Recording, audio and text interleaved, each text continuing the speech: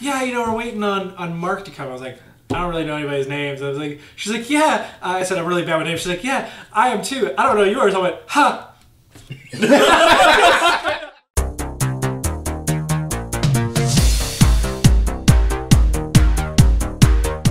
You're getting there. Kill them.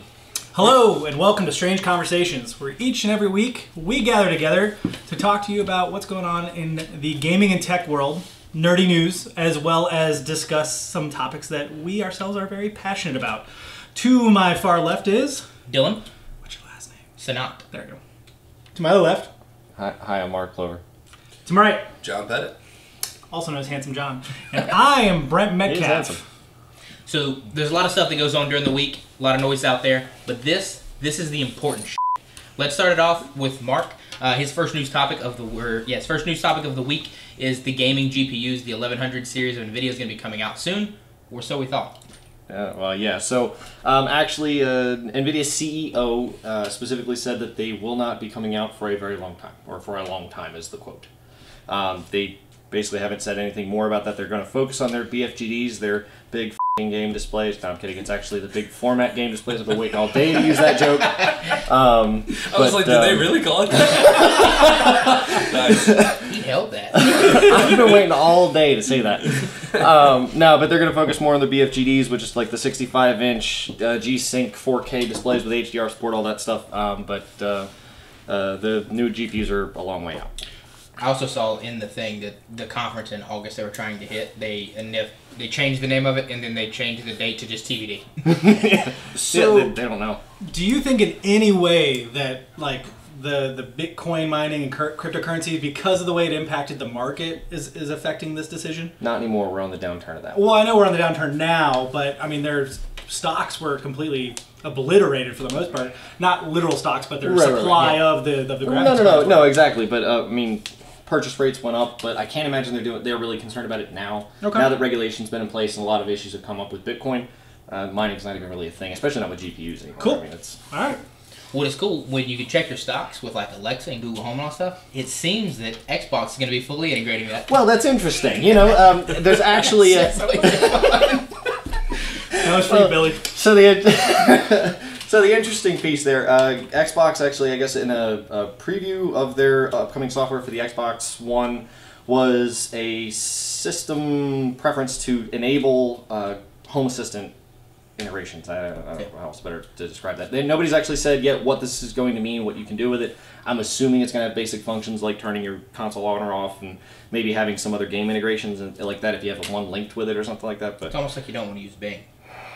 Well, they did say so. I mean, the articles, and I'll say that every article I've read anyway that's talked about this has said Alexa, Google Assistant, Cortana, and has always put Cortana third. But Google Home or Google Assistant and Alexa have been kind of interchanged. For those curious about what he just said, he said keywords, and we bleeped them out so they didn't trigger your device.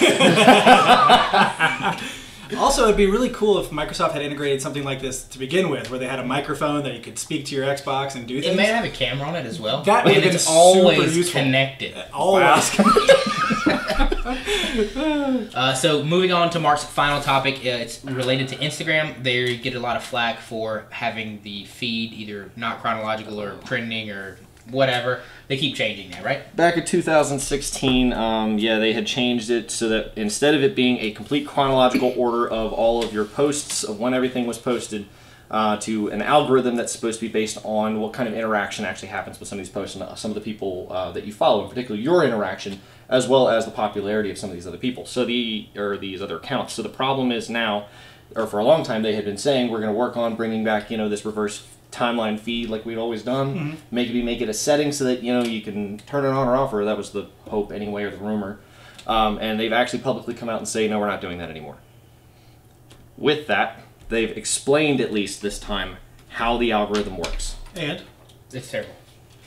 He says it's terrible. It makes sense. Okay. Because the problem was, and the statistic that came out was under the reverse order timeline anyway. 70% of the content you'd actually miss. Based on how many times you open the app, you'd actually miss 70% of the content. So even large accounts who had tons of followers and everything like that, unless you explicitly seek them out, you'd miss a lot of their content. unless you go hunting through, your timeline to try to find it. Yeah. But now, because it's algorithm based, anyway, that stuff gets put at the top and presented to you. Facebook's done this, and now YouTube has been doing this forever. Now YouTube's under a little bit of scrutiny for it because a lot of it doesn't even make sense, but Instagram actually came out and said this is what our algorithm focuses on. I do wish that they gave you a few more options, because I do find it somewhat cumbersome at times where it's like, I'll get up and I'll be looking at stuff and I'm like, I want to see like maybe what happened in sports last night, or maybe what people did last night, or maybe it was a big gaming event. And instead I'm getting like a picture from like 3 days ago of some guy I like watch every now and again. It's like, I don't care. Yeah. Yeah, I mean, it's really tough using Instagram. I don't use Instagram, sorry. I have no idea how this works. So moving on to me, the first thing that I want to talk about is the Razer phone. Razer already had a phone before. They just made a ROG, the Reign of Gaming, or Republic of Gaming. They named them both. I don't actually know if it's Reign or Republic. It would have to be a Reign. MSI's Republic, I think. Okay, so whichever one of the two it is. But it's basically awesome phone, 90 hertz refresh rate, built for gaming. They said they built it for PUBG and Fortnite, basically. But it has a slew of adapters. So it has an adapter. The first one goes on the side of the phone. My phone's right here. So you clip it onto your phone, the front piece. So your ports then come out the bottom, which allows you to, play it like you would any handheld, but your ports aren't in your way if you need to charge your phone. The second one is a dock that allows you to clip in and basically act like it's a computer. And then the third one, there's what seems exactly like the phone built into a Nintendo 3DS style bottom clamshell contraption. They have mappable bumpers on the corner. So they're like fake touch bumpers, but you can remap with their software any button on the screen. Is that built into the phone, or is that built into the case? It's built into the phone. So if you just have the phone by itself, I believe it's the right side, are basically two phantom bumpers. Okay. And with their gaming suite software in the phone, you can basically say, hey, I want you to this part of the screen, this part of the screen, this button does that, and this button does that. Huh. It's a really interesting idea. We talked a little bit about this before the show, but I still think that people want choice in their phone, and so if you're trying to make gaming a bigger thing than it is right now and bring actual handheld gaming to phones, I think it has to be adaptable, like accessories. Yep. Because that allows people to choose what phones they want, regardless of how tough it is. Instead of a Razer phone. Yeah. Instead of a Razer phone, yeah. I mean, the Razer phone sounds cool. I'll buy it. Yeah. But is everybody going to go out there and buy it? Probably We're going to not. have 100 million of them, yeah. Well, I mean, the exciting part for me anyway about this is it's a phone specifically designed for gaming. The hardware specs, everything from the ground up, including having integrated items. And a lot of people already like the Razer phone. Yeah, it sounds great, but if you don't have a large enough fan base out there, if you don't have enough units out there, then people aren't actually using it to the full potential, then you're only playing PUBG on mobile, which works for the lowest specs of Android. Yeah. Right. And then, like, to what he said as well, if you can hit, like, the iPhone demographic, because, like, we talked about this earlier, because with Android, I mean, you have 500 devices and 100 new ones every year. With iPhone, you got, like, 10 to hit. So if you can make it work for those 10, you just got, like, 100 million people that can use it every day. Easy. So my next topic is really cool to me. Red Dead 2, they released their pre-order bonuses today, like 12 hours ago or something like that. And they released their pre-orders in a unique way. You have your normal bundles that are like $60, $80, and $100, and they come with different things. You can buy them digitally or physically. But the coolest, highest-end limited edition is only $100 because it doesn't come with a game. They didn't want the premium pre-order package to be tethered to a specific console or game or anything like that. They also wanted to allow for people to purchase digitally, to still be able to get that digitally so you can play it the night of. You can get your pre-order bonuses on PlayStation or Xbox, and then you can still get your cool collector's edition for $100. That's super smart. That's awesome. It is smart, but it's still like we've seen this before with publishers, and everyone makes fun of them, like, oh, I get the collector's edition, no game, and now Rockstar does it, and everyone's like, this makes a lot of sense. We should be doing this. Like, well, this one does because of how big it is and how they didn't want favoritism. True. So I mean, for the reasons given, it makes sense. It doesn't matter. PlayStation gets exclusive content. Continue, please. They do get exclusive content. I think it's interesting because, like, for example, with Call of Duty, I usually buy, and I also buy and resell a lot of collector's editions because I'm a terrible person. But if you get an Xbox version and then everyone plays on PlayStation, then you can't sell that version. So it does, in theory, if it is going to be collectible and you do want to try to make money off this later, it may help the resale value. Now, if they make 1 million of these things, they don't sell out, then that's completely irrelevant, which they very well may do. Yeah. It's just a cool way to do things. But like you said, it's been done before. Just Rockstar does it, so it's great. I mean, hey, if it works, it works. People are excited about it. Absolutely. The last bit of news that I had was Square Enix has decided to kill their Go series. That includes Tomb Raider Go, Hitman Go, and then the other IPs they have with Deus Ex Go. Deus Ex Go. No longer making those games. I know you were sad about that. I'm very sad about this. I'm sure John is too. Yeah, I love those games. Unfortunately, are we going to see Deus Ex Go. Well, so here's the funny part. They're mobile-made games that were ported to PS4 and Vita. Guess where we played it? On Vita. So I was upset, but at the same time, there hasn't been a new game in a while. It seems like Deus Ex Go didn't light the world on fire the same way that Hitman and Lara Croft did. Yeah. I feel like Hitman or Deus Ex is just not as well known outside of the gaming circles. It's such a cool game. It is. Like, the concept-wise and everything you can do with it, such a great concept. I don't think they should shutter it just because this one didn't work. No, release it on the Vita still, so I can play. Correct. Do Final Fantasy Go. Like, that sounds silly on paper, but legitimately. I mean, the Final Fantasy mobile game seems awesome, right? Yeah, absolutely. I mean, Tall Tale beats things to death. Why can't they? So moving on, Brent is going to be our next news guy, and the thing for him, the first one is Dad of War novel. Absolutely. So one of the best things about God of War, in my opinion, 2018 April release here, is the writing. The writing was done with Cory Barlog and a couple of other people at the studio. Fantastic direction. The novelization is going to be done by Cory Barlog's father, James. Can't remember his middle name, Barlog. So it's an homage to Dad of War. So it's a Dad of War written by the guy who wrote Dad of War. So that's not confusing enough, but it sounds really cool. Novelizations of games aren't very common, at least as far as I understand it. We see things like Halo and Assassin's Creed, but they branch out of the actual games and tell side stories. This one's actually going to be about the game involving a similar writing style, so it'll be interesting to see. Awesome. The next bit of news you had was Parappa the Rapper. Parappa the Rapper, it's more about how Parappa the Rapper runs on PS4, which is fascinating. And this is going to get a little nerdy real quickly, but what they have done is that rather than building from the ground up the original Parappa the Rapper, or just taking the code and reskinning it in-game, or like behind the scenes, they're basically running the game and they have an extra folder that has the HD assets, and as the game runs, it hot swaps. So it takes the old assets out and puts in the new assets. The reason why this is fascinating is because this makes game emulation for PlayStation incredibly easy for old games. So they may be able to take this, and now it doesn't change the way it plays. It still plays exactly the same, but a lot of these old PlayStation 1 classics, like Vib Ribbon's one, that's a rhythm game people adore. There's a couple of others that I could name from other third parties, but it would allow them to just swap in and out and put it on a PS4 with relative ease, and I would love that. That's interesting. Yeah, what I find very interesting about it, to me, sorry to interrupt, is just that you have, like, it's going to have to be Sony managed, which I think does kind of suck. Not necessarily, because they own the technology. Well, yeah. They could just end up renting out the technology. The studio could be like, hey, just drop us these assets in a folder. Exactly. Like, it's technology-wise, it's fascinating to me, because that's not really how games are compiled and put together. So the fact that it's just hot swapping as it goes is insane. Well, to me, this is interesting because that means any kind of game can be brought back. Correct. Any kind of game can be updated. You know, what was it, Halo? Master Chief Collection. Yeah, exactly. Whenever you could just hot swap between like the updated graphics and the old graphics, I thought that was fantastic. That's God, I love that. I also think that was slightly larger technical. But as far as from what I can tell anyway, it's the same principle though. Yeah. You're just swapping textures in and out. That's all you're doing. You know, like. Yep. It's really cool. So it's really cool. It also makes it super cheap, programmatically and memory-wise. That's awesome. That is awesome. So because Brent was reading a lot this week, he has yet another reading-related thing of Hunter x Hunter. So yes, this is a Japanese manga, and I only want to note it because I'm a big fan of manga and anime. I read them often. Hunter x Hunter is a very long-going manga in which the author is notorious for taking breaks. He, this year and last year, took more breaks than he actually released chapters. But most of it's health-related, and he has come out, Yoshira Togashi-san has said that he is going to finish the series. Like, he has a lot of health-related issues. His wife is very, very rich, so she's able to help him get the needed stuff. But I always like touching on this nerdy stuff. So yep. It's always fascinating.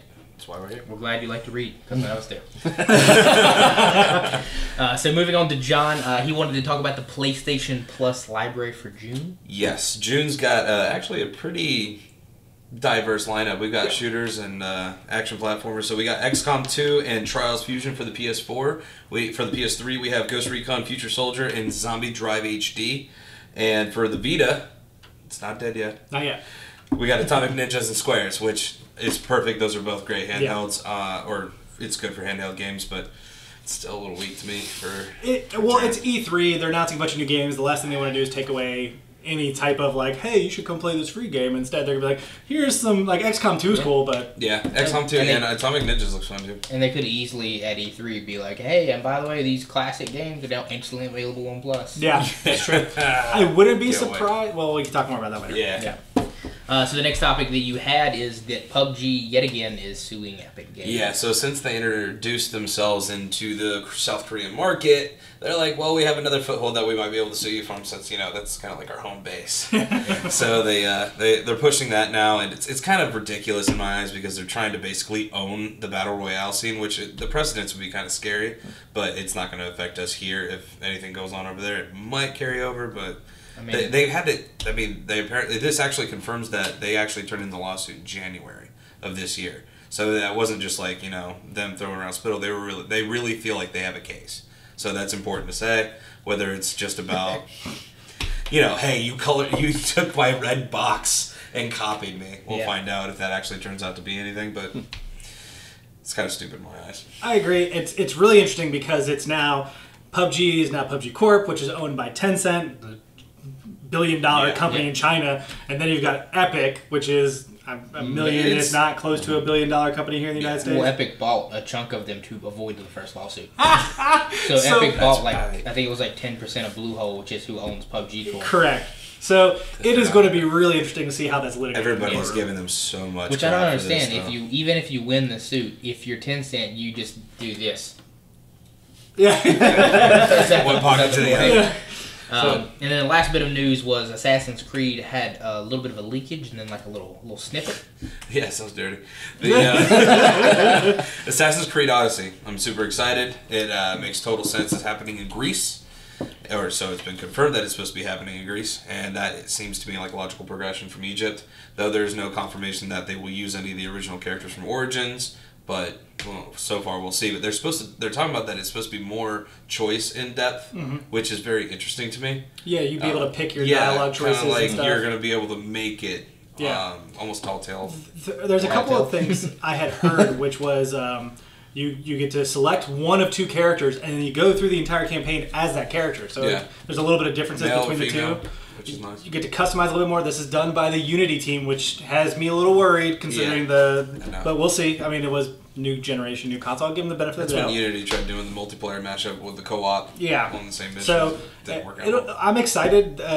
Chronologically, if it's in Greece, this should be before. Because the Origins, they were dealing with Caesar, the Roman Empire. Well, this could be literally right after that. It can't be, though. Not if it's dealing with the Grecians. Yeah, I mean, in their empires. Yeah. Because the Romans took them over eventually. Yeah, eventually. But the question is, will there be this is Sparta kicking a dude into a hole? I believe that was the whole reference of the gift that they released online. Yeah. So if that is in the game, that's going to be enough. If this involves Sparta, which it looks like it does, then this is definitely before Origins. Okay. So that'll be really interesting in and of itself. I could explain why they're not being reused. Well, why would they do that though? Well, if you remember, this is I'm about to say like. Well, no, in Origins when Aya, hands Bayek the hidden blade, she says like this is an ancient, like this is used by another people or whatever. Like this is a tool that you'll utilize. Like she didn't make it, so we might see the building of the hidden blade. Okay. I mean, we're talking like possible Altair level, right? I don't know. We'll see. We'll look at a timeline when we go. Yeah, I was about to say, I gotta refresh myself because now I'm getting confused. But I'll get back to you on that. Either way, this has been the news, or as we like to call it, the important shit. You can find all of these links and everything down in the description below. We take our notes. We'll share them with you down in the description below. So if you have any questions or want to know anything about this, let us know in the comments after the video. Or if you want to read it for yourself, check out the links we supply as well. Also, please supply any corrections in the comments. We'll try and scan through to... Because we're probably wrong. We are probably wrong. Towards Brent. More than likely. Right here. Getting into the big topics, I think we're going to start with you, John. Oh, really? Because this is the best time to start our little experiment here, actually, because this is the week before E3, which is the most exciting time of year if you're a gamer. Yes. So, other than Christmas. I mean, Christmas is fun. Christmas is very, very selfish excitement. This is like, as a community, we come together. So, John, start us off with your big topic for the show. So, I want to know what you guys are most excited for that's already been confirmed for E3, and also any rumors that have not been confirmed yet. what are you waiting for? What do you want to come true? So we doing 1 and 1 for each person? Yeah. Okay. And I'll start it. There was that. I'll start off with. I'm really happy that Assassin's Creed Odyssey is coming out. So I'm a huge Assassin's Creed fan. Represent. So. Honestly, I have no idea what that shirt was. I thought that was like a really weird tattoo. It's an artsy Assassin's Creed shirt. But the other thing I'm really excited for, rumor-wise, though, if Vanquish 2 comes out. I really love that game. It's totally underrated, and it got great reviews, and it is... I'm going to feel so sad for you. Whatever. I don't care. Again, this is like long shot stuff. I know. I'm okay with that. But Vanquish 2 would be amazing, especially on the current platform with the power that it has. That would be so cool. Well, it's a different type of shooter, too. Like, introducing that at this point in time, especially with Battle Royale fever, I think that's a great idea. Yeah. So, E3 excitement for me is, I mean, if anybody knows me here at this table, it is Death Stranding. Like, any more details. The thing about Hideo Kojima, you have to know, is that this man could literally release a CGI trailer for the next 10 years every 6 months. And I would be on his little hook, his line, his sinker, ready for more, because I love it. Super mysterious, too, and like everything means something. Like, it is just a giant puzzle. When we get gameplay is all I need to know. I know you want the CGI. I just want, like, what's worse is he's going to be like, by the way, all trailers have been gameplay. Yes. And I was like, it's going to be so good. It's gonna be so... He literally tweeted a picture of moss the other day. It was like 10 days to E3. People were like, is that in the Decima engine? Is this real moss? Like, that's the moss that grows in Iceland. That's what the beach is from the first... It's insane. I absolutely love this community. What's worse is I thought you meant the mouse. I thought he did it first, too, and I was like, what is going on with that? No, but the rumor is we're going to see gameplay. Kojima's going to come on and spend quite a bit of time. Sony has already said that this conference will not be like their previous conferences. I imagine we're going to spend quite a bit of time with that and a couple of other games we could talk about later in the show. So I am excited for whatever we get. I do think gameplay will be there, so I am excited for that. I do think the rumor I want true is that backwards compatibility for PS3 and PS2 is finally coming to PS4. That's part of why I brought up the emulation, is because if that can work for what they're looking for, especially because Xbox is killing it right now, Game Pass, where you're able to play 360 games on your Xbox One, it up-reses them to a degree. Like, bringing any of that into the fold for PlayStation 4 would be great. My fear is that they're going to put it under the PlayStation Now cloud, which unless you say, and you can download it while you're playing it, I don't want that. But we'll see.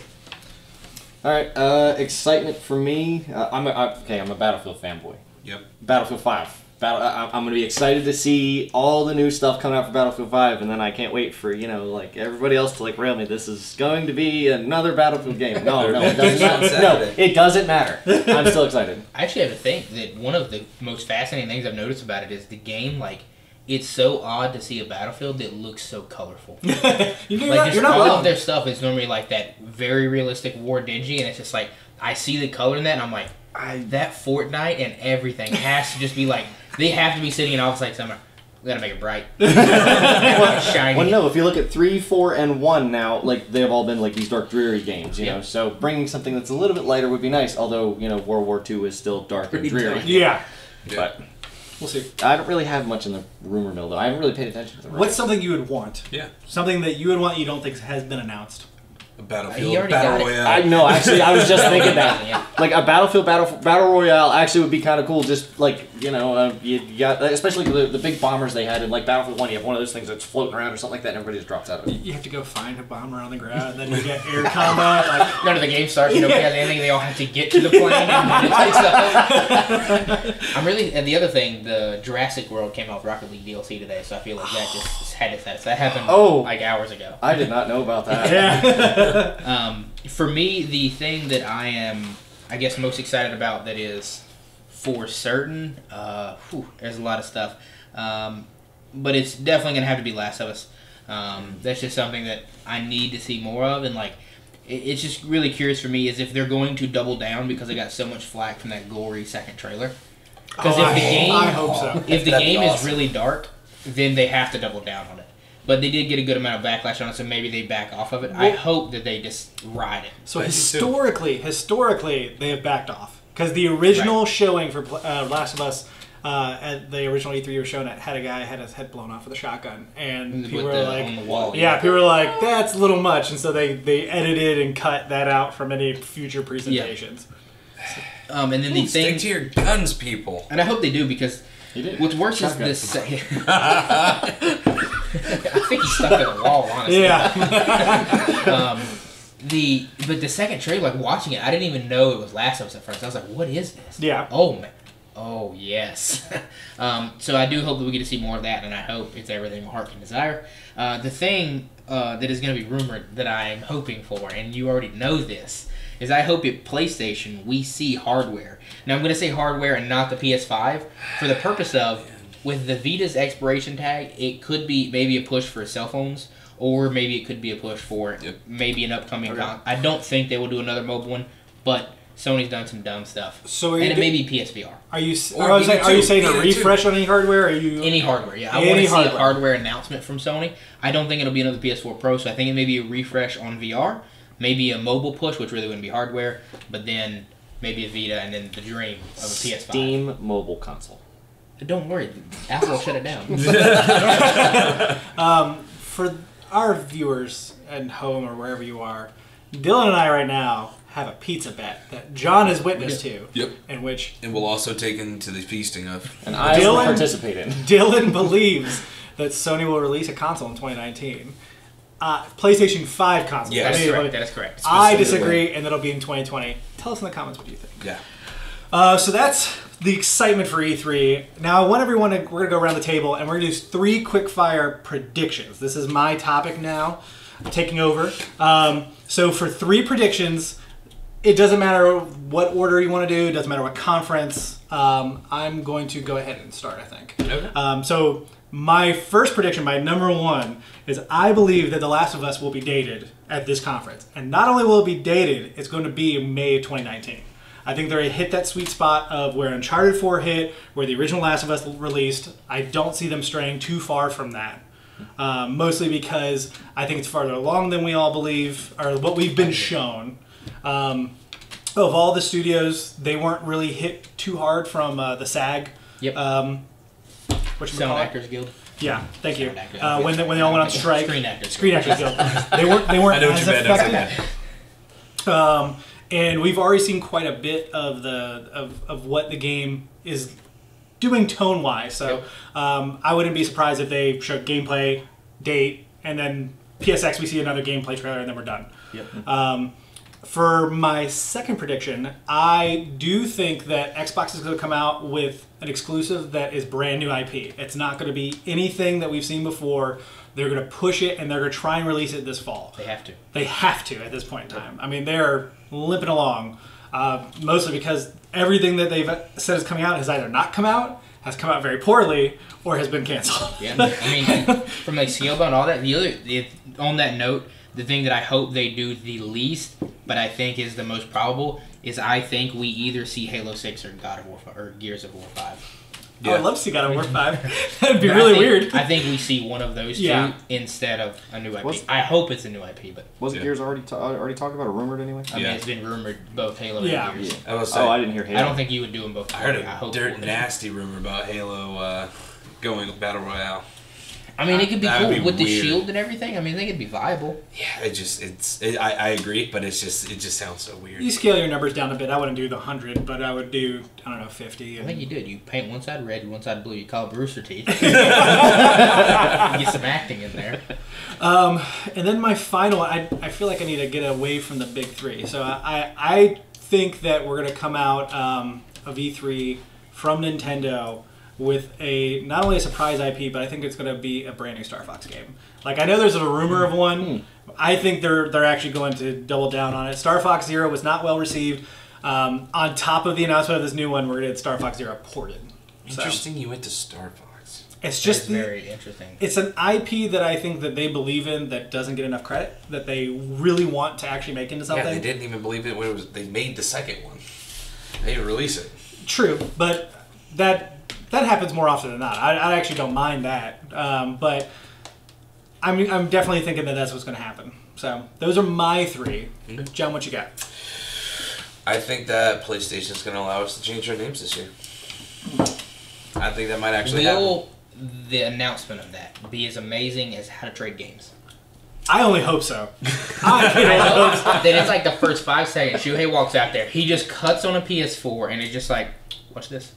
Goes over to profile and it's just like an edit button. No. How they're going to do it, it's going to be them mirroring his phone. Because he's going to pull up the PlayStation app that they just redesigned. And he's going to go, edit, change name. And it's going to go from Yosh to shop, I don't know, whatever you turn it into. And it's going to be, and no words are going to be exchanged, and then everyone's going to clap, and then it's going to go down, and then Last of Us 2. And then, just for you, Greg. Yeah. But I think we're just going to get a slew. I think that, I do believe we're going to get a Death Stranding trailer with a year date coming out. Not a month, nothing like that. Okay, a year date saying, hey, you know, do you know what the year is? 2020. With the You see PS5. 2020? I see 2020. I see 2020. You know what's wrong? You know, if it's 2020 and the PS5 logo, I call my bet one. I'm just saying that. Yeah, I mean, I'm about to say, I think Death Stranding is going to release. If there is going to be a PS5, I think Death Stranding would release with it, and that would be a huge console seller. It is definitely possible. So I think that that would get people amped up for it, and when they hear about the console coming up later on at another E3, boom, things start, you know, it's a big money chain being grown. I didn't realize you grew money. Yeah, whatever. There's a lot of money that's going to be flying in their face. The other thing that I think that might be happening is I believe that we're just going to get a date for Odyssey. I think they're going to come out, and it's going to come out in March of 2019. March 2019? Yep. So you're not worried at all about Division 2? Because Division also came out in March. Nope. Okay. Nope. Not at all. Actually, I'm super wanted to come out in March. I want it to come out right now. I'm excited for both. There's no good release date for Division 2 right now. Yeah. Because the release is going to be trash like the last one. It's going to be Shut your mouth. They learned their lesson. Ubisoft learned nothing. I want you If there's one thing they can't figure out, it's a launch. I want you to know. That's not a month after it'll we be a played great at game. launch and had a great time. No issue. We did. You did not Not play a on single PC. thing. I You're didn't not connect wrong. for a week. I had one other one I wanted to throw out there, but that's fine. Go ahead. Marky Mark. Okay, so again, I haven't really paid attention to the rumor mill, that kind of thing. So I don't really. Okay, and This I means you didn't- can throw for the Whatever you want. stars. I'm married, dude. So I didn't. Well, I didn't have any predictions coming in here. He's going to be right But on all three of them. Now that we've now that we've mentioned this, I could really see this happening. Battlefield 5 VR. VR. Yeah, okay. Wait, I Call of get Duty announced that. Yeah. They didn't. Blackout. They would be missing out on a giant market if they didn't. I agree Wrong, 100%. So it would make sense. Better yet, Battlefield's already an open, like, sandbox, like, big world game. Like, they already do servers where you do 64 to 128 people. It makes sense for them to do it. Yeah, I Just agree put 100%. BR on the title. There you go. But that's the only one I really got. I have you. I'm going to hijack one of your predictions then. Boom. Oh. Because I really wanted to talk about this. I don't even play this game. You would talk about it last time. I truly believe that Ubisoft is going to double down on For Honor, and they're going to move it to the model that they have Rainbow Six Siege. They're going to make it so that it's full expansion. They're going to release a brand new version every year for $40. Continue to rake it in. They just got dedicated servers. Yep. There's a rabid fan base that pays attention to that game. Yep. I think that's going to be part of their presentation this It's year. so quiet. I'm just surprised you came up with that. I hope that it's not too little too late. One of our kinda roommates, Kepley, he is a huge fan of that game, For Honor. But the non-dedicated servers at launch made it almost unplayable. Correct. Hopefully that has made a resurgence in it. And he played the other day, and he said that there was a lot of like cool new stuff they're adding. It seems Siege-esque in the sense of adding new waves of people and unique people. I think it's a cool game. I just think that the style is just... I think it's kind of hard to catch on. And It's a niche thing. it is. It's just very like... It's almost like that game Chivalry. I don't know if you ever played that. No, but I've seen it. It seems very similar to that to me. As much as I enjoy that game, there's only like ever 10,000 people in the game. It's like the same dudes. I think you're right that it's niche, but it doesn't necessarily mean there's no market for it, especially if you have that community grow. A friend of ours, Creston, he knows a bunch of people, and he himself, they all play it off and on throughout the month as they continue to add new content. So I wouldn't be surprised, especially if they can market it more as an online battler that fits into the realm of like a fighter, like the people who enjoy fighting games could get into. I definitely think there's something there because there's not a whole lot of melee-centric online competitive games. Yep, it's definitely unique. So Mark, I'm going to give you 2 on a T. Because he only they're gets one. games- I took one. I'm going to give you 1 on a T. Of a game that I know you're going to care about, but what would you want to see from it? And that's Red Dead 2. Because we're definitely going to see Red Dead 2. It's going to be GTA-esque. I know you like the dispatching on the GTA. I don't think that they had CB radios back then. No, that was, and even then it was a mod that I was using. But Yeah. But so if you could have anything in Red Dead, what do you want? Ooh. I like to be on the spot and watch you squirm. I'm trying. No, I'm trying to go back to the first Red Dead. Because I played the living crap out of that. Did you I play never had Red it. Dead? While you think, Played the first one. Yeah, but- what do you think? what conference do you think it's going to be at? The Red Dead announcement? Yeah. See, at first I wouldn't have said this, but given that they announced today with the pre-orders that there's going to be Sony exclusive stuff, I think Sony's saying they're talking about 4 games. I think that's going to be 40 minutes of their hour, or I think they're going to do like they did last year where they did that little pre-show thing and just loaded releases in that pre-show. They announced today a schedule in which tomorrow through up to E3, they're announcing a new game every day. One PS4 unannounced title and then 2 PSVRs. Ooh. Yep. So Wow. they're starting the trend. It's going to be at Sony's. I didn't even go into VR in my mind for the prediction stuff. All right, Mark, what you got for us? Red Dead 2. I don't know. I mean, nothing else as far as game mode. I mean, because it's always been that open world format like Grand Theft Auto. Yeah. I don't know. I gotta stick with like some sort of transportation stuff. There's got to be a rail mode or something like that that's going to be going on. Why would you? No, like He's like gonna be no. a What I'm saying, conductor. huh? He's going to be a conductor. I think they're I coming out in mean, it January. could be I would possible. swap it. Coming out with The January. only the reason I don't is just because the Christmas stuff. For like what? everything is in winter right now in Division 1. What? Division. Division He 2. thinks Division's coming out in I January. think it's going to come out in January. He's- See, I don't think it can. I think. I also would like to asterisk your Last of Us. I think they would have to do it in February. I think they're going to follow the infamous, follow the Horizon, because those games It'd be too sold. close to itself with Assassin's Creed. They don't care about that. They're going to kill it. Are you talking about Last of Us? Last of Us, yeah. No, not them. I was talking about. They won't waste Last of Us in a time slot like that. Yeah, but see, I don't think May you gain a whole lot out of. I mean, I think God of War was going to do what it did at any time. And so will Last of Us. Yeah. Why Because I think they're further along. I think, why do you sit on it? Unless they're using it like a weapon. I will Really? disagree. But I'll take your So comment. mine, I'm going to go with 3 that I kind of went from left field because I didn't want it to be anything that overlapped, which you honestly concerned me on one of them because I was like, he's about to say. And that one is, I think that the new Metroid Prime game will not be Samus. Interesting. I think okay. that it will still be the first person, but I think that, I don't remember their name, but the person she's always against the dude, I can't ever remember his name. You're talking about the dragon? No. Okay. The dude bounty hunter. But whatever. I think it'll be not from her because I think if you give it as someone else's perspective and you get to look at Samus, you get to look at that hero that you've led for a long time. I think that could be a really unique perspective. I don't think that will happen, but I hope that it would because I think it would definitely reinvigorate that series and it'd be really cool to see. I don't think that's a bad prediction. There's no way in hell they're giving it to a male character.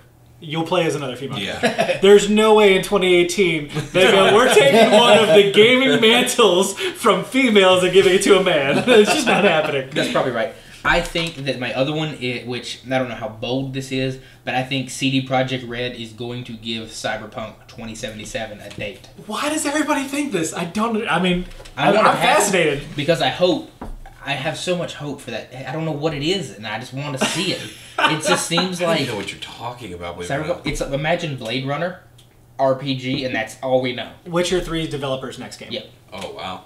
But they've been In working. that setting, that would be really. They've been working. They showed their trailer 3 years ago. Yeah, a long It's- time ago. I'm pretty before certain it Witcher was 3 like, came out. I'm pretty sure it was right at the launch of the consoles. Have they said anything since that? They work on it. The CD or the Cyberpunk 2020 Twitter what did tweet boop or something Yeah. earlier this year? People are like, it's happening in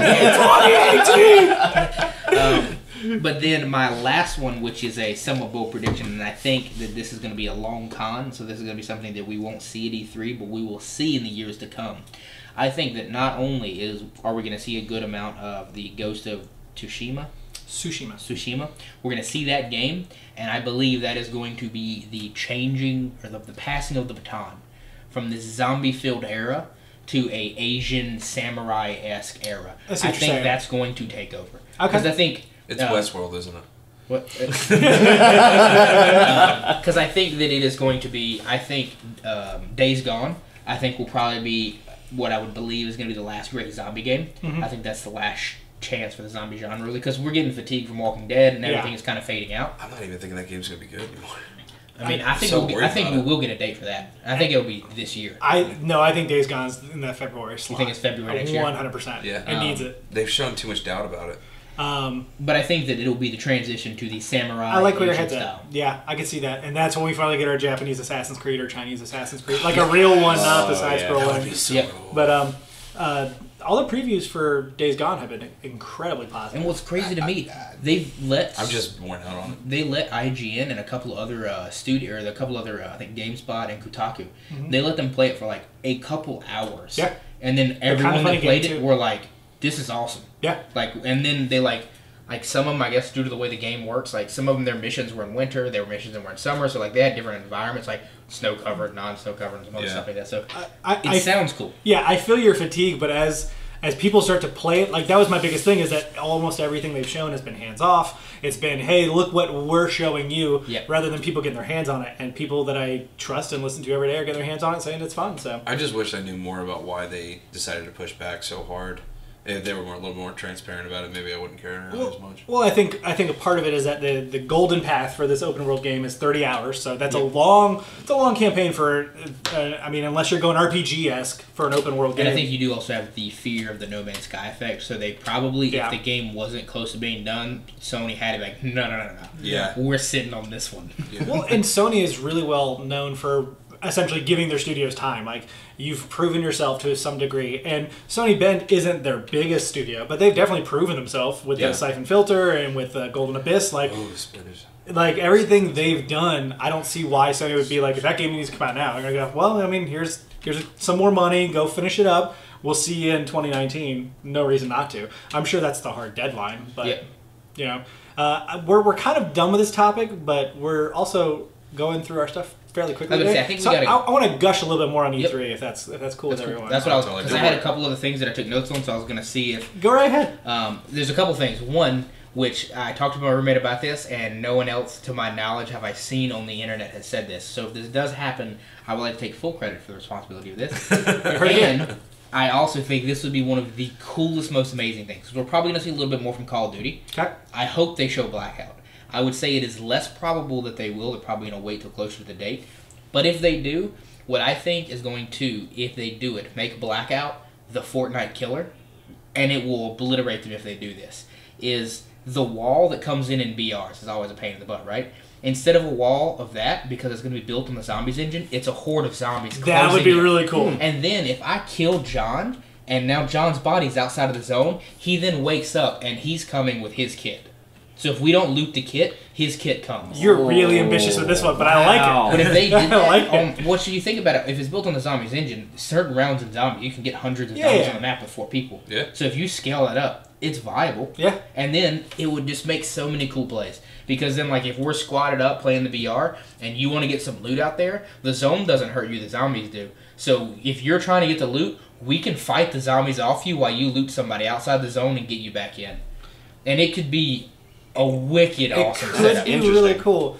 I do think that something similar like that's going to happen, just less cool. It's just going to be. It's Just just like going to be. imagine what you said, but half. Yeah, essentially, like it's just going to be gas that turns Yeah. people to zombies, and then they're going to come after you. Yeah. Yeah. I think that would be more logical for what they're doing. Reasonable. But reasonable. There you go. That's a good word for it. But I do like that idea. That's awesome. Yeah.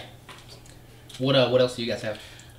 I want to see Splinter Cell. I know you want to see Splinter Cell. I knew that was coming. Which they put it in Wildlands. Sam Fisher was in Yeah. Wildlands. I don't know. There's a lot of hints going on. I just think. They could do something about Wildlands as well, not to derail that. No, I absolutely I agree. I mean, because Division got 2-year support, there's no reason why they wouldn't give Yep. Wildlands 2-year support, especially because it's amazing to me how those games considerably sell. Like, Wildlands was one of the best-selling games of last year. And just stay under the radar. And just stayed completely on the radar. Because it's like if I don't look at VZ charts to see what's selling, when I see some of those Ubisoft games on there, I'm like, Wow, that actually is selling a lot.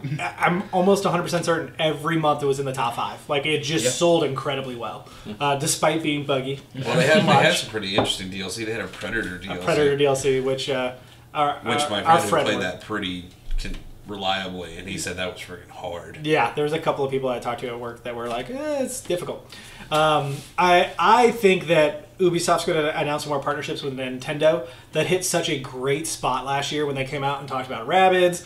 Nintendo's conference is coming after the fact, so I think it'll be very much touch and go. Not the same amount where we got to see, what was it, Mario plus Rabbids? Yeah. And we got like a solid 15-minute chunk of it at Ubisoft's conference last year. I think it's going to be less of that, but there's rumors that people are talking about like Rabbids being in Smash and to some degree. Like, that wouldn't surprise me at this point. Yeah. And on that note as well, like, I really hope that this is the year where more developers go, and Sony didn't even do it a Brave route. They just kind of did it over time of like going with these first party like attempts like Ghost of Tsushima, Last of Us, and these other like things throughout the years they've tried that were new IPs. Like you said earlier, I don't want to see Halo 6 or Gears 5. Yeah. We're probably going to. And even with Nintendo, like, I don't want to see Smash because like it's going to be a reskin. Yeah. And I know people are going to be hyped, and I don't want to take anything away from people hyped about that game, but like, it's Smash. I know what it is. I don't care that it's new. Yeah. Like, it's cool that it's there and that people can play. That's great. But like, I want to see a new IP. Like, I want to see Metroid get knocked out of the park. Like, I want to see something new. Yeah, I agree. Which they've been doing a good job so far. I have total faith in them right now. Well, and I think this is the year for it because Switch came out last year and there was so much hesitation even from Nintendo. Yeah. Like, I mean, half their like freaking video conference last year involved people going, we're making this game, and then not even a title card, just literally font that said like Metroid 4, new Pokemon title, like, and so I think this is the year where we actually get to see those braver steps go out there. Yeah. I would not be surprised if they are venturing further away from the limitations of the Wii U, the limitations of the 3DS, into what the Switch can do, because the Switch, not the most powerful hardware, but far more powerful than any Nintendo console we've seen so far. So there's stuff that they can play with and do there. I think they've really held back simply because they were not sure this was going to sell as well. And now that it is, it's time to open those floodgates. Yeah. Do we get the Sunday night slam again? Because we know Bethesda is going to be talking about Fallout, and we know they're going to be talking about Rage. Do you think they're setting up for a third announcement because they didn't want something to be spoiled? I do. Well, Rage, they didn't want to be spoiled. So I don't think they cared about Rage. Yeah, really? I truly think that the Fallout and Rage, I think one of the reasons why they dropped these trailers so early is because notoriously the past 2 years their conference has been leaked. Yep. So this is an easy way to go, hey, you know, here's what we're working on, and now people are talking about it. Most people aren't even concerned or even discussing what they're doing because we know those games are going to be there. So yes. That makes sense for them. And I do think as well, like I think that Fallout 76, I get the vibe that it has almost a Fallout Shelter. Like, Fallout Shelter did super good. So, like, I think they may have to do some type of companion app. Or maybe they do some type of 76, like, hey, like they did exactly with Fallout Shelter. Yeah, like, which is 76 hey, here's edition. a game that is, like, 6 months early that you can play on your phone or whatever. Yeah. I hope that we get something like that night again. Yeah. But I do hope we get a new announcement from them. I think that'd be big. There's no way they're doing a conference. I mean, even last year, What do you considering... think it would be? Sorry to interrupt. I mean, you know what it's got to be. If they want to win. If Elder they want to win Scrolls? everything. If they put just a Skyrim or Elder Scrolls text. It's got to be Skyrim It's 2. out. It's got to be Skyrim 2. Well, see, what's crazy to me is, I don't know how many people, how many of the viewers know this, but Skyrim, when it was pitched at Bethesda, was either going to be Elder Scrolls Skyrim or the Game of Thrones because they had the licensing for it. I remember that. So now would also be a good time to, if I think they would catch so much flack for Skyrim, but I think it is threading on Half-Life 3 territory of like, you're gonna fail either way. I think the Too much hype. Skyrim has overshadowed Elder Scrolls entirely. Yep. Like, the popularity of that specific game in the franchise, overall of them, there's so many fans I know that prefer the older ones, like Morrowind and Oblivion and all that, but this game is just so hyped up at this point. I would be completely surprised if it's not Skyrim 2 and not the next Elder Scrolls, whatever that and to me, like is. just like we said, it's just so odd because they already released the Gwent, or how do you say that, the card game? Gwent. No, that's Gwent's Witcher. Witcher 3. Yeah. Oh, what's the Elder Scrolls? It's just the Elder Scrolls. Because they just announced a refresh for that as well. Well, not necessarily refresh, just they're switching developers from what they had originally on it. It just seems odd that they basically played their whole hand before a conference where they usually do something epic. I don't disagree. Epic. I don't disagree, and I definitely think we're going to see something. I would love to actually see Skyrim grow past, not necessarily past its medieval roots. And this is going to be a little controversial, I know, because of how Fable 3 went, but like that kind of time jump from Fable 2 to Fable 3 where we're dealing with more technology in that world, where you can see that world grow and change to the point where people who have ventured 200 hours into that game and know every nook and cranny wouldn't recognize parts of it anymore. Yep. I think that'd be super smart. So one thing that I do find very odd that was not in your most excited thing is from a developer called Square Enix. Will we see Final Fantasy VII? Or do they just I think we're going to see a snippet. This is a tough call. Fast. This is a tough call because Square Enix was working in cooperation with CyberConnect 2, which is a weird name for a company, but that's their name, CyberConnect 2. They were working with them to develop this game, and then at some point in time, late last year, early this year, they took all of the development back in-house. And the quote from the director was they wanted to keep quality and control over the actual game itself. So that either means that CyberConnect was doing a terrible job, or they were going in a direction they didn't want. Either one of those things means longer development times. Will we see it? Yes, we have to. It's been too long since we've actually seen a glimpse of it, and we have to see actual gameplay this time. Like they showed a quick snippet of it last time, but I think that's what they're probably going to do this time. Square Enix actually, they have a whole conference as well, right? Yeah, they have their own hour-long. It's going to be similar to Nintendo. It's going to be 59 minutes of Kingdom Hearts 3. I would love that. I'm a Kingdom Hearts nerd. I will eat that up all day. No, I think you're going to see some Kingdom Hearts. I think you're going to probably see some Hitman. Well, no, they no longer own them. No, never mind. No Hitman. I do think you're going to see Tomb Raider, obviously, because they own Tomb Raider. Yeah.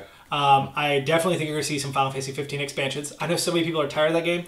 I'm so excited. He loves that. It's so weird. Yeah, my roommate and then a bunch of our friends just started getting back into it again, and they've just been... There's so much stuff in that game now. There's going to be a few surprises, too, but I don't think there's going to be anything bombshell category. They're going to talk about Octopath Traveler, which is the Switch exclusive coming out. They're probably going to bring up Final Dragon Quest XI. Like, they have a lot of these very niche, very Japanese games that are all supposed to come out within the next year or so that we'll probably see a lot of. They're going to emphasize a little bit of the Western game, and they're supposedly working on that. Or no, they have the contract for that Avengers game, and we have no idea what that looks like. So do you feel like we're just going to get blown away? Like, they're just setting all this stuff out to be like, yeah, here's all the stuff you kind of expected, and this, that, and the other. And they're like, bam, bam, bam, bam, bam. I think that's the technique of most people this year. I definitely think there's so much on the table where it's like everyone's already hyped for so much stuff that it's just, you're not going to read between the lines and something's going to sneak up. Yeah. I mean, could you imagine a Vanquish 2? I can. You're the only one. Can you imagine Devil May Cry 5? Because that's rumored too. Another I'm going to be right back. I got Tinkle. Okay. Another very interesting thing is how are you going to, in the PlayStation conference, go from Spider-Man, which I know Brent cares about, to The Last of Us? How do you make that? How do you make that trailer transition? So you do Last of Us opening. You do nothing follows that. You do Last of Us opening, and it leads into Days Gone, which will then lead into something. Like in between there, Ghost of Tsushima would work really well.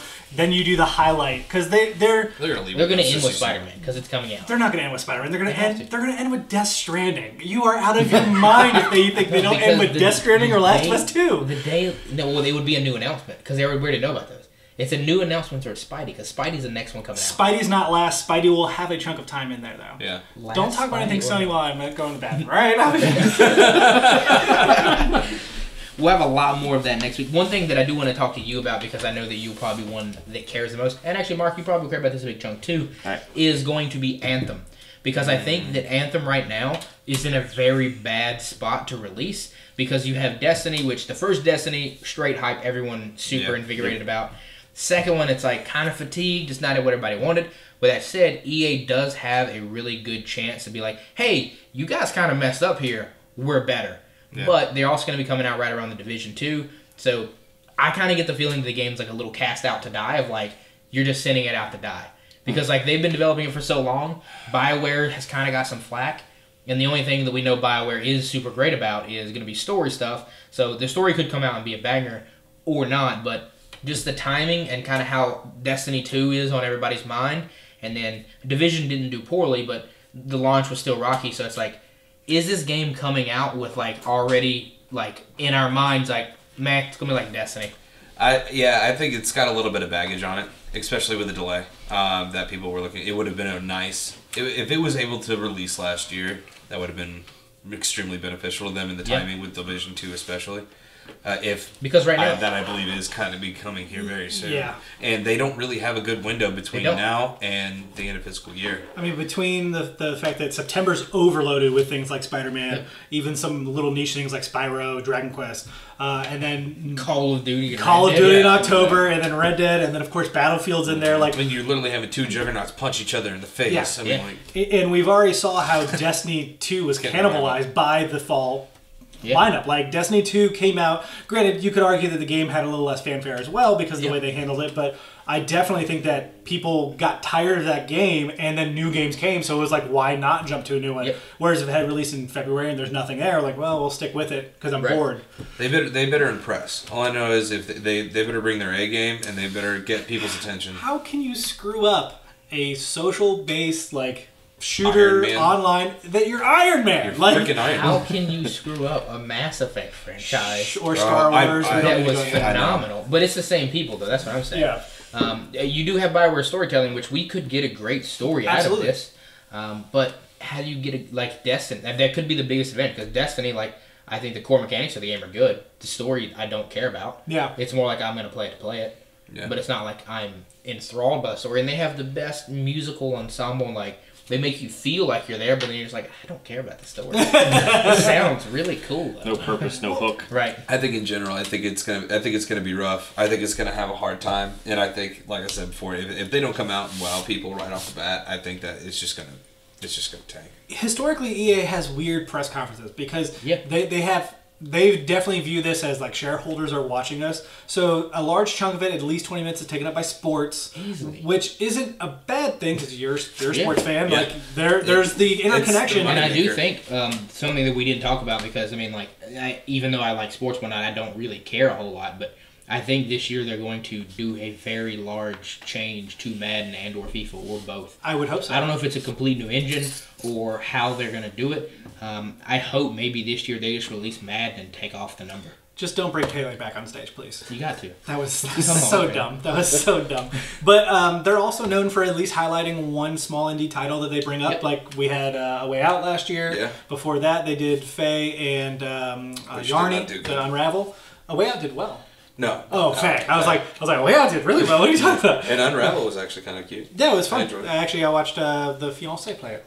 So I definitely think we're going to see something like that come out of them.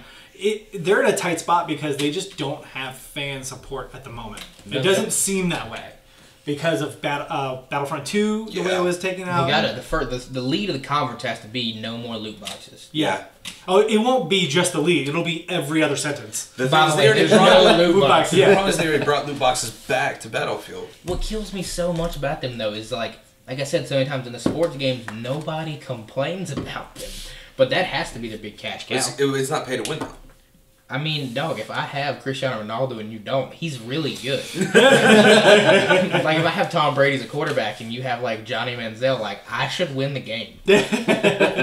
Well, he did lose the Super Bowl. I mean, yeah. There's also a couple of others, like, before we change topics, there's a couple of other smaller conferences that were announced. Like, Devolver Digital says they're doing a real one this time. Because I don't know if you watched the one last year. It was a parody of a press conference that lasted 4 minutes. Yeah.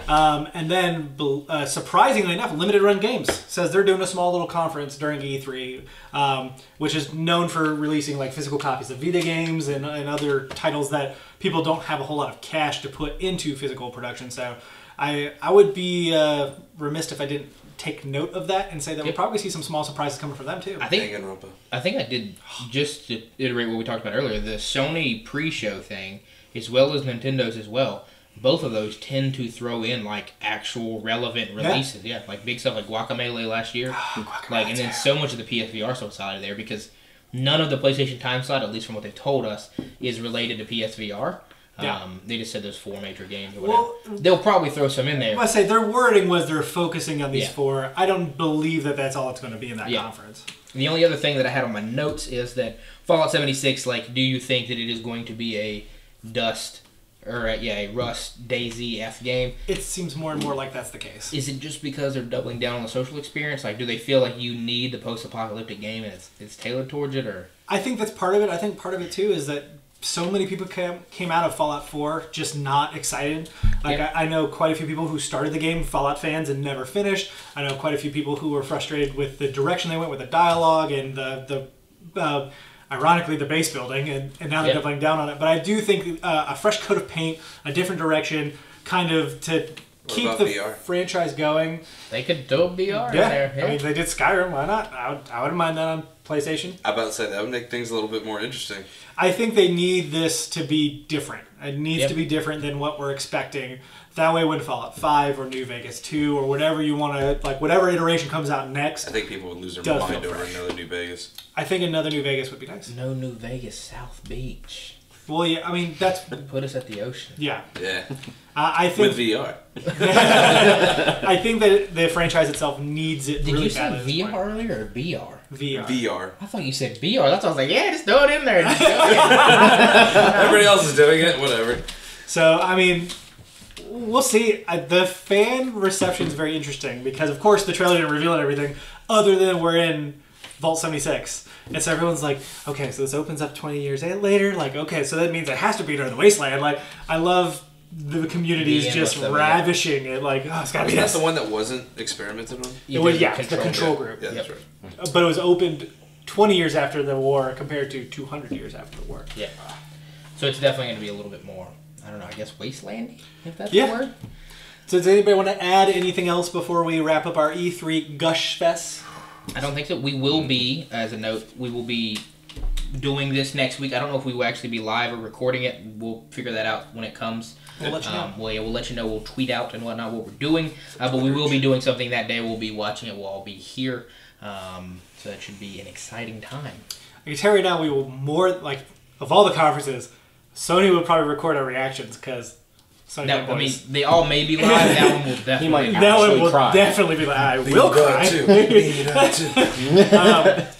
But That's your on hardware, to our buddy. final topic, because You gotta save the best Mark for has last. decided that he's not going to do one today. There was a lot of Pokemon news announced, and I feel like I should go over the news before we get into the topic. Yep. Go ahead. So it was teased for quite some time by Nintendo and Pokemon Company that a brand new Pokemon game would be releasing on Switch this year. Brand new Pokemon RPG, their words.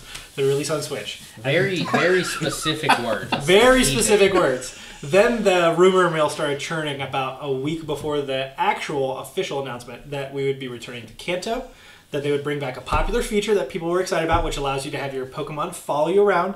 There's a specific name for it. I don't know what it is because it's dumb. The name, not the feature. We're going to keep going on the dumb train, but here. Yeah. That it would use Pokemon Go mechanics to capture Pokemon. I already see this going bad. And that's all we got. So, officially announced, it's Pokemon Let's Go Eevee, Let's Go Pikachu. Yep. It is a video game for the Switch. It will take players back to Kanto, where you get to pick Eevee or Pikachu, depending on your edition. And it will feature Pokemon Go controls whenever you're capturing Pokemon on the world map, in which you actually run into them. There's no random encounters. The battle system apparently is the core Pokemon battle system, as far as we know, with trainers.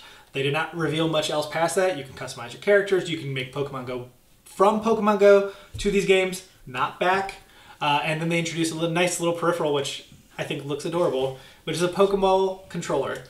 This game also has co-op, which is the first Pokemon game to have co-op. So I think... Couch co-op? Yeah, couch and... couch is really like the only way to do it. Oh, they're going to have the Nintendo Online when that comes out. I mean, Like if quality you really service. think that's going to be the first Pokemon game to have online, there might be online trading and battling. I think they did. Yeah. They did say that was going to be a feature, but so it's essentially a combination of Pokemon Go and core Pokemon. They quickly revealed after this trailer was released that a core Pokemon title will be coming in 2019. They also, during this whole hoopla, announced the Dungeon Crawler, which at first I thought was a cool concept, and then I proceeded to see no one care about it. Correct. It's called Pokemon Quest. It's out now. Don't bother. Yeah. Oh, It's wow. like a pay to begin, but Correct. That's Nintendo's real free-to-play terminology. Wow, that's the worst terminology ever. Because it's not free to It's play. like pay to start or something like Yeah, that? Or free to start? It's free to start is what it is. Pay to start. That's every game. At least the good ones. So the topic of the news relevancy here is just that why? Why do you do this? Because one, I think this game could be released perfectly fine on a phone. There is no technical limitation here. There's no way you can try to convince me that Temple Run is harder to run than this game. It just looks super minimalistic from the way its graphics are. There's nothing like the battles and everything seem very Pokemon-esque. It's not like I got a moving Bulbasaur and then I hit something. For everyone at home who has not seen the trailer, take Pokemon Sun and Moon and up-res the models. Pretty much.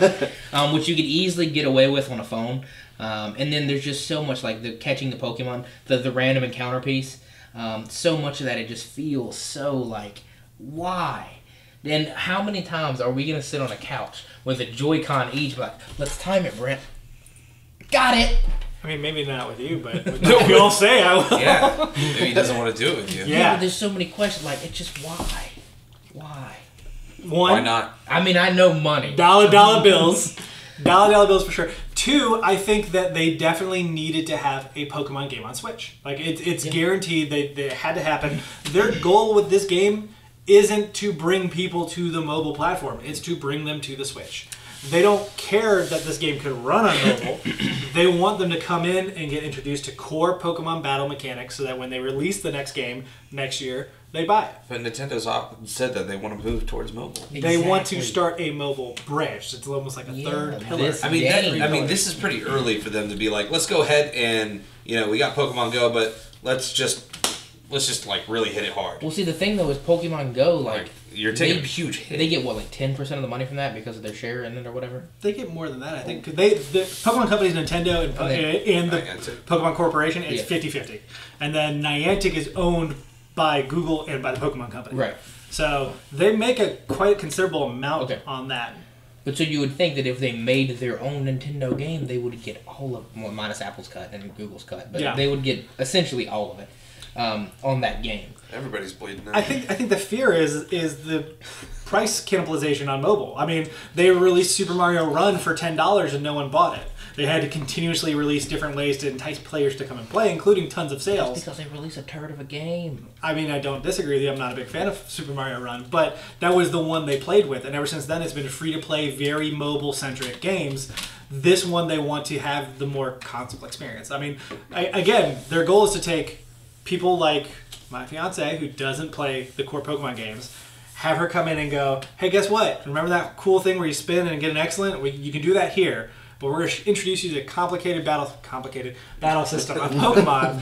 It does actually get pretty deep. It is super deep when you talk about competitive. Yeah. But what's crazy to me is like there's so many things, like you can transfer Pokemon back and forth. Like you have not back and forth, one way from Go to Switch. Right. So that's what I'm saying. So you have like what 3 or 5 Mewtwo's. Yeah. So what are you gonna do day one on Let's Go Eevee? Like Mewtwo. So what they've done, that would be hilarious. What they've done is that story progression requires you to go halfway through the game before you can transfer, and because of the way stats work in Pokemon Go compared to the core Pokemon games, you actually have to recapture that Pokemon in there. So again, you're using the Go mechanics, and it won't run away, but you're gonna have to recapture it in what they're calling the Go Park. This is you have to recap. What do you just get unlimited balls? Yeah. So why do you even do that? So I'm about to explain it. In Pokemon Go, there's only 3 stats: HP, attack, and defense. In the core Pokemon game, there's those 3 stats plus speed, special, and special defense. So the thought process is there's essentially taking your Go, configuring off of the CP and IV values, invisible values, and then deciding to re-roll all those stats to accommodate the actual core gameplay. So in order to make all that work, they're doing this reshuffle. I'm not going to even bother re-downloading the app. I'm just going to play the game. Yeah.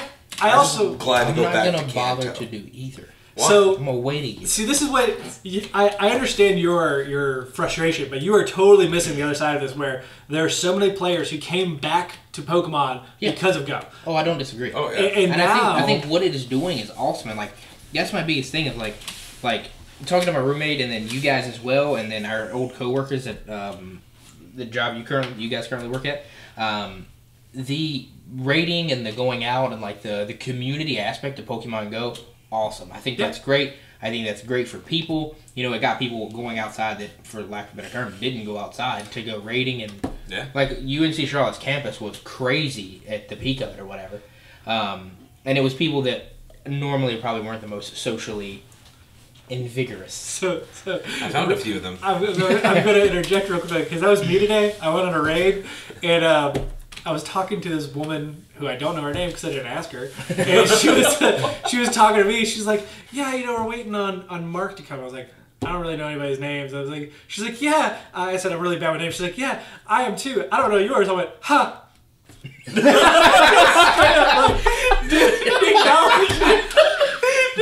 That poor girl put herself out on a branch and was like, I'm going to try to make a friend today. If I can't do it, I'm going to go home and cry myself to sleep. What did you do? You stomped on that. Oh my and gosh. you chewed it up and spit it out and go, huh. So anyways. Sucks for you. No, I think the social aspect's amazing. And I can tell you right now, I sat at the same raid. There was 15 of us. 9 people like, I'm going to go buy a Switch. I'm going to go buy a Switch. That's what this is doing. Yeah. Nintendo's going to, like, they're going to, they want 20 million by the end of their fiscal year. They're going well over that. Pokemon fan base is where to get it. Yeah. Yeah. My thing, though, is, like, I just feel like you could have made a core Pokemon game. I think I discussed this with you, or I discussed this with my roommate. But you can still make that core Pokemon game and just have a, in the game, VR component, not real VR. But, like, maybe go to, like, a Pokestop or a Pokemart or something like that to just be able to go into a training area, and then that is Pokemon Go. Yeah. On the mobile version. Yeah. I can just go there and be like, I'm at a Pokemart, cool. And walk up the street. I understand what you're saying. I as much as I am okay with this Let's Go Pikachu Eevee, I don't like this direction. Yeah. What you're talking about, I wouldn't want to play. Because when we initially talked about this, because we initially thought about doing this as a topic and then didn't think about this doing as a topic, and kind of back and forth. But when we first discussed this, you said, I hope that it's like this so that the original game, or the core game, gets harder. Correct. I think it is going to do the inverse of that. I don't think it's going Because I think it's going to bring in, say, if we'll just throw random numbers out here. Yeah. If we say 5 million people play Pokemon core game, right? Yeah. But we got, 100 million people playing Pokemon Go? Give or take. We'll say 20 of that play this new one, right? Yeah. And if we have 20 million people playing the new one, and they know they're only going to cater to 5 million on the core, they're like, if we make this easier, we can get 10. Yeah. So then it's just going to shuffle, and we're just going to slowly blend the lines of these two. I don't think that's going to happen. I just don't think they're going to make the core games hard. I think that's totally possible. The core games aren't hard, though. Like Exactly, and that's what I think I just don't think they're going to change. Yeah. Because right now, anyone who's playing Pokemon Go could jump into the core games. They would be confused on like how the turn-based battling works because it's not there. But overall, the tutorial gets you there pretty quick. I believe wholeheartedly it's going to turn into a mashup, and it's going to eventually evolve into mobile. I mean, eventually, possibly, but now, why would they want to take that away from this? See, that's my. I don't think they want to. That's my point. Like until their hardware proves that they're not making money off of it, there's never going to be a core Pokemon game on mobile. Right. And what I'm saying though is I don't think the core game being on mobile is not the qualm here. It is that I think they are going to phase towards a Pokemon Go level of difficulty in effort to get a larger fan base. No. I think the core game being over here, I think it's just going to slowly go to the middle instead of this needs to stay here because it's already a really easy game. Honestly, we could go to the left and make this harder. Yeah. And then in my mind hey, we can make this game, we can make the core game harder and challenging and like actually make like leaderboards and like gyms and like all kinds of really cool, hard, fun, unique stuff. And then we can make this whole Let's Go, whatever, be its own separate entity. That's what I dream of them doing. But then I think somebody in finance is going to be like, no. We're going to release 2 games that caters to this audience and get double the money. Maybe, but I'm not terribly worried about that. Mostly because if this Let's Go franchise kicks off, then they just have that as their cash cow continuing going forward. Now they have 2 core Pokemon franchises that can continue to release all 4 games. People will still eat them up. I'm not thinking that cross-pollination is something that they're going to be focusing on, so to speak. I mean, eventually it'll get there, but we'll see. The difficulty is something that has not been adjusted in Pokemon since the game started being released. Yeah. Like, since the original Red, Blue, Yellow. So I think it's just a way to get people reintroduced into it, saying like, I know you've probably been wanting to play. Oh, here's an upgraded version of it. It doesn't look too pixelated. I understand. The Pokeball thing is, I think, really cool. Are you talking about the controller? The actual ball. What am I saying? Got it. So you're missing some context here because there's already a Pokemon Watch for Pokemon Go where you click it. That and I'm totally cool with because when you're walking down the street, it's like zzz, there's a Pikachu nearby. I'm like, cool, thank you, I didn't know that. That's what the ball does too. I don't care. There's a watch. This is a ball. I mean, it's gonna be. I'm sorry, it's but gonna it be gives you for it's immersion, man. Yeah. Do you try to catch a Pokemon by touching the watch? Yes, you have to touch it. That's retarded. You have to I tap it. thought the watch just told you, and you took out the phone and then played like a normal person. No. So the point of the watch and what the ball is going to do as well is that it's called Pokemon Go Plus is what the watch is called. So the whole point is that you don't have to take your phone out. This might not be. This is the thing that launched with the Go. Correct. Pedometer looking guy, right? Yeah. Some people wear it as pedometers. Okay. It's actually a watch with a wristband and all that. The whole point is that you don't ever have to pull out your phone unless you want to. So when you come across Pokemon, make a lot of money. If you come across Pokemon that you've already caught, it'll flash yellow. You tap it. It uses a ball. You catch it. What if you caught? You catch it on one shot, or does it reach? I don't know if it's one shot or not. It's probably going to be random. It's going to have a certain stat. What if you haven't caught it? Does it flash different color? It flashes a different color, so you have to pull out your phone and capture that. If you come across Pokestops, you tap it. It spins it for you. All of that. That to me is by far okay. I've thought of investing. Yeah. It's not that much, is it? Like $50 something? $30. Oh, yes, Yeah, that's not at all. So the ball is going to do something similar. It's going to the little Brent's dot got of the 50 Pokeball. watches on his arm. It does the same It's got exact to be thing. one for each phone. Yeah. It does the same exact thing where it's lighting up. I would just do one for a phone because I can hold my other phone. It lights up the color that the watch does. You tap on it. It does it's the same exact function. 3-hour battery life. So this is very obviously not meant for real Pokemon Go players. It's meant for kids. 3-hour battery life. I was hoping for longer. I could see people with like holsters of these things, walking around. Watch lasts for like a month. Like you don't ever have to charge that thing. What is different? Is the ball like because it's heavier? They have to make it like function. Because it also acts as an actual controller to your Switch. Because you need to throw a ball at it. And you move I the don't little think knob. they look that way when they do it. I'm starting to think that you have a preconception of people who play Pokemon look like this. Really demoralizing us. No, I mean... Well, is anybody here not excited to go back to Kanto? I don't really... To the original, setting. Okay. Are we talking With about... a little bit different graphics. Red, blue, yellow. Yeah, no, but I'm saying, are we talking about, walking around and then a random Pokemon comes up and I have to fight it? Or are we talking about walking around and a random Pokemon comes up and I have to throw a ball? So there's no random Pokemon. You will see all the Pokemon on screen from now on. Yes. No. He was asking if no one's excited. Or someone's not excited. I am now not excited. Yeah. I'm just excited to play it again. Yeah. Because the area it is cool. a big part of my childhood, nostalgia factor. But also, I have a good place to play it. So, but I'm not really excited about the Pokemon Go integration. Iteration? Yeah, iteration. As a big Pokemon fanboy here, I could care less about going back to Kanto. That's probably sacrilege. Yeah. I played the original. I played the original 3 multiple occasions. I played the Game Boy Advance re-release multiple times. Like that whole area is a cool area and it's very nostalgic. But this game also only includes the original 150, so there's no. That's the best. See, that's what I'm cool with the 150, and I think that if you're trying to bring people back in, that's awesome. Yeah. But I'm bored with the original 150. Dude, I used to be able to name it. I was drawing Pokemon and trying to make my own Pokedex. Like the end of the Pokemon, when the credits are rolling, it's just spouting off all the names. Yeah, the Pokerap. Yeah. Catch 'em, gotta catch 'em all. Gotta catch 'em all, Pokemon! I do, it's so odd. It's a good way to get the kids, you our don't kids, even walk into it. around. What happens when you walk through grass? In the game, you're just walking through grass. You see the Pokemon running in the grass. I think that's kind of cool.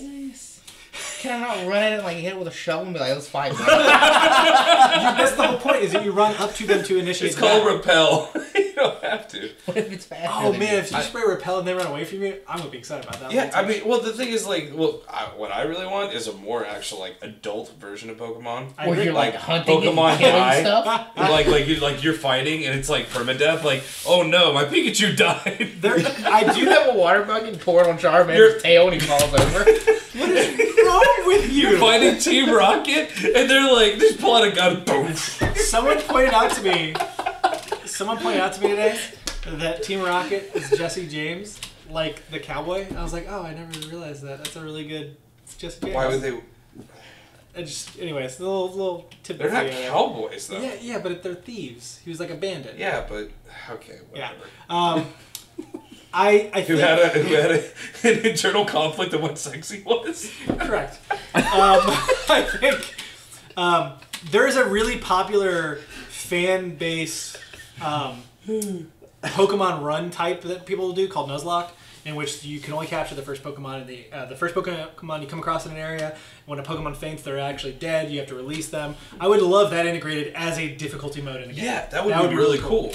That would be really cool because Like so many it's people play it injured anyways. for months. Like you're not going to be able to use it while you're doing this. Nuzlocke runs are frustrating. Or it could be super, super adult and there's blood.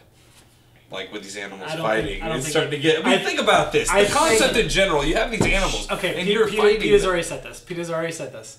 No, I'm not PETA. I know, but you're... Yeah, but just think about like so many of those things. I know, but what I'm saying isn't horrible because we're actually already doing it. At least we're being honest with what we're doing. Okay, now this is not good because I don't remember this now to think about it. What is the cat's name? Meow. What is its That's right. evolved version? Persian.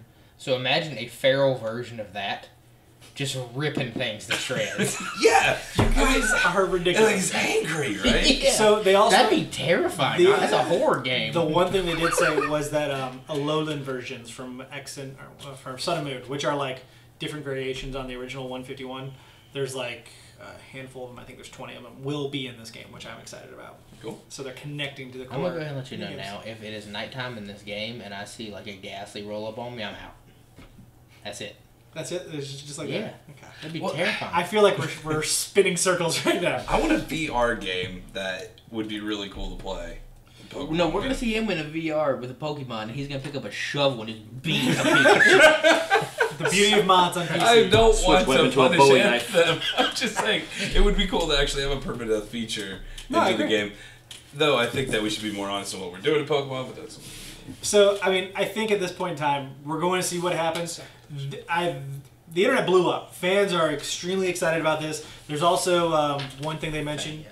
Yes, fans. The one thing they mentioned was that if you integrate it with Pokemon Go, you get one Pokemon that's never before been seen. Question here is whether it's a Pokemon Go Pokemon that's never been seen, or is this like an actual new Pokemon? How tilted are you going to be? I mean, because of the EV evolution variants here that you have, it's not a new Eevee. It is instead a non-Raichu Pikachu evolve. So I don't think that will happen. I personally believe that they're being very cagey with their wording, and that what will happen is the Pokemon is Alolan Raichu. A what? Alolan Raichu. It's like a variation of Raichu. Okay. It surfs on its own tail. It's actually kind of cool. That is cool. What is that? I'll show you after the show. Okay. So overall, I think fans are excited for this. I understand your desire for this to be on mobile, but you can get out of here. You're mobile garbage. Yeah. I don't Says the guy who plays Pokemon. I know If they it was want to on go mobile, you would play it. Don't you lie to me. He's going to play it on Switch. Yeah. Yeah. Would you play it more on He's mobile? getting the Pikachu version because I'm getting Eevee. You would play it more on mobile because I would play it more on mobile just because of the way my work schedule is. But I want to play it on my Switch. Yeah.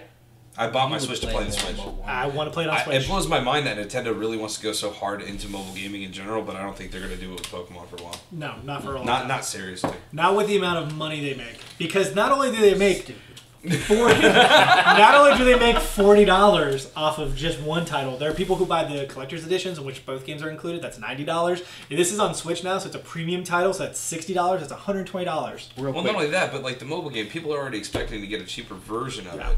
And they don't want that. It's going to be a cheap version on the Switch. Don't you dare lie to yourself. If you get the Let's Go Pikachu, you can't use Eevee, can you? You have to go out of the Eevee version. You can. That's why you have trading partners. You got to trade it, or you got to bring it in from Go.